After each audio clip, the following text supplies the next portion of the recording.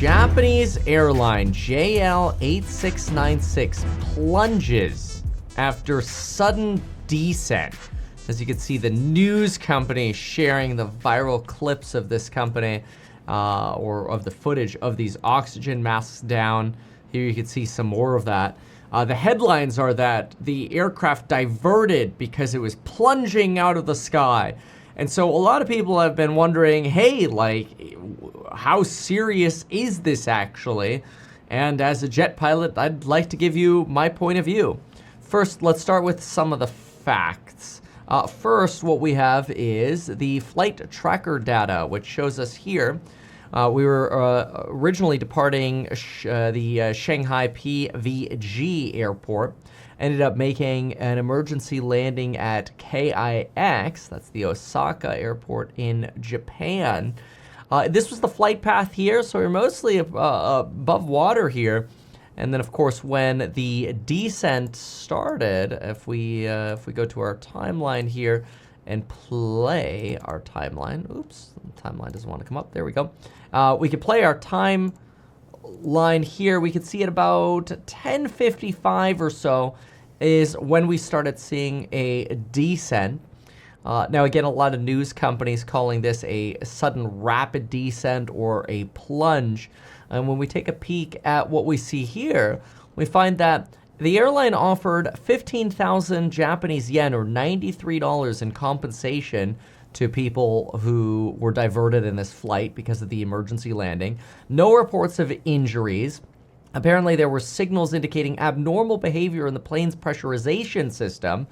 And the aircraft bound for Narita, Japan from Shanghai made an emergency landing at the Osaka airport. No, quote, physical discomfort, this is probably a poor translation here from Global Times, has been reported amongst passengers or crew. The aircraft made an emergency landing and apparently was operated by the Japanese Airlines low-cost subsidiary, Spring Japan.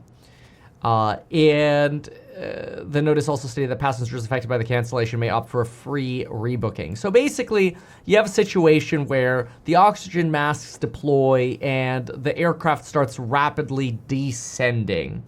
Now, what's remarkable is they say that around 6:53 p.m. local time, the flight suffered a drop in cabin pressure. Now, on one of the other articles, we hear that there were flight indication errors. Here it says the aircraft suffered a drop in cabin pressure. So it's unclear if this was a sensing error or if this was some form of actual loss of cabin pressure. But the plane was forced to descend rapidly from 36,000 feet to just under 10,500 feet in 10 minutes. And so as a pilot, I'd like to give you a heads up on how scary this actually is. It's not. That actually sounds like a completely normal descent rate of about 25,000 feet in 10 minutes, which is about 2,500 feet per minute. Super normal descent rate. And so this to me does not even sound like an emergency descent. As a pilot, when we fly an aircraft and we have a rapid decompression, which is most dangerous above 40,000 feet, I'll explain that in just a moment. Typically, we have, every aircraft obviously different, but most emergency procedures are relatively the same. Landing gear down once you're below your landing gear speed brakes out, and you're really pulling the throttle idle, and you're pitching the nose over, and your goal is to get down really rapidly in an actual decompression or cabin altitude loss. The reason for that is the oxygen is so thin at higher altitudes that anything above 12,500 feet, the air is really too thin for you to breathe continuously with you staying conscious. So your blood oxygen is really going to start falling pretty rapidly once you're over 12,500 feet, usually for pilots. Passengers, they say 14,000 because they're maybe less critical. The little wooziness that you might feel is less important as a passenger. But when you're flying at 30 to 40,000 feet, the pilots usually only have about 30 seconds in the event of a rapid decompression to don their oxygen masks to make sure that they don't go unconscious. Now, where this becomes really dangerous is actually in the 40 to 45,000 foot altitude. Now, what we can see is this aircraft was actually flying at right here at about 37,000 feet. It looks like it started a climb towards about 39,000 feet, however, then started descending. So as they were potentially getting to their final cruise altitude of potentially 40,000 feet, maybe there was a sensing error or software error or something, or potentially there was a sudden drop in cabin pressure, which would lead the oxygen mask to fall in the cabin as well, which is obviously a scary occurrence for people to see that.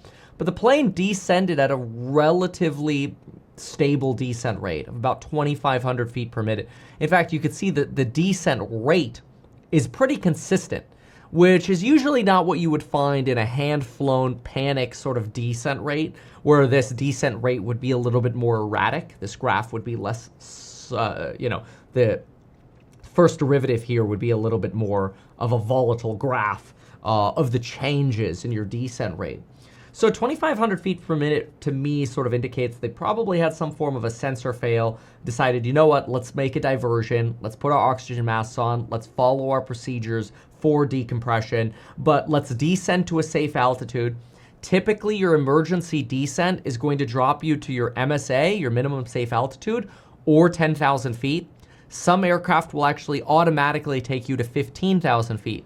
So for example, the Phenom 300E, the 21 model that I fly, it actually has what's called an emergency descent feature built into it, to where if we're flying at 45,000 feet and we suffer a rapid decompression, we might not actually have enough time to have both pilots get their masks on. Technically at 45,000 feet, pilots should already have, like at least one pilot should have their mask on because of this, because you only get about 7 seconds to put your mask on at 45,000 feet before all of a sudden you're out of oxygen, which is pretty scary. So at 45,000 feet, the rush to get your mask on is, you've got 5 to 8 seconds of useful consciousness. That's because the air literally gets pressed out of your gut and you're like, and like the air's gone. And if you don't get a mask on rapidly, you're screwed.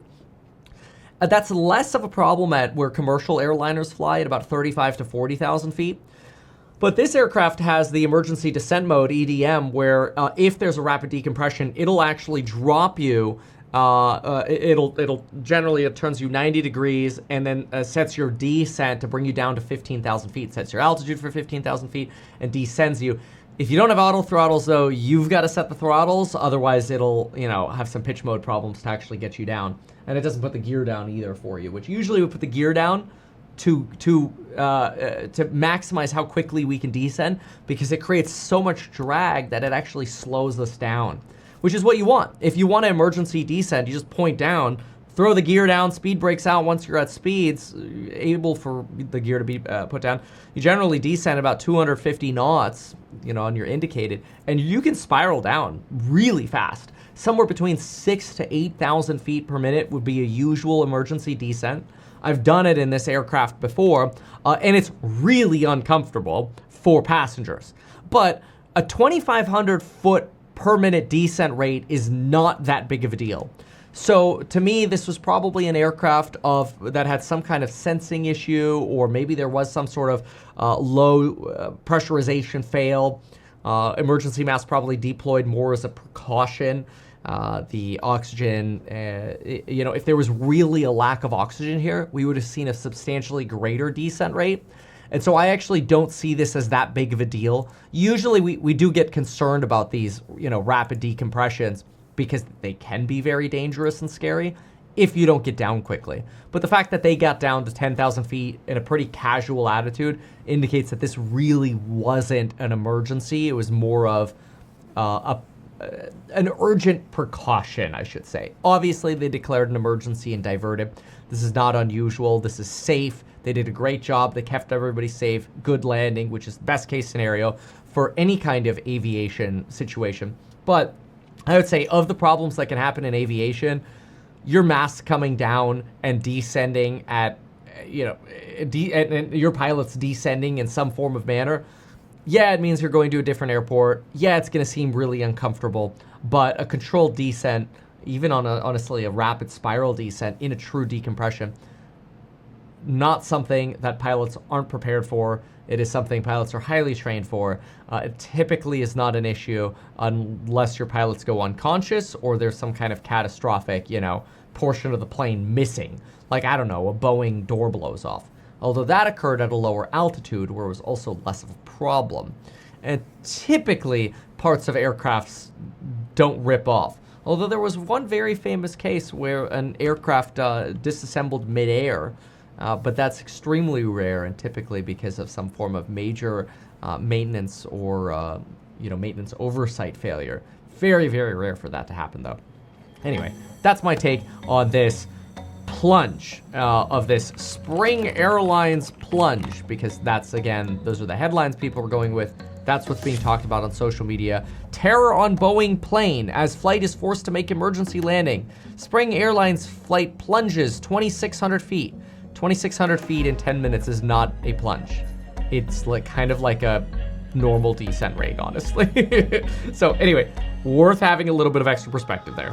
Why not advertise these things that you told us here? I feel like nobody else knows about this. We'll try a little advertising and see how it goes. Congratulations, man. You have done so much. People love you. People look up to you. Kevin Paffrath there, financial analyst and YouTuber. Meet Kevin. Always great to get your take.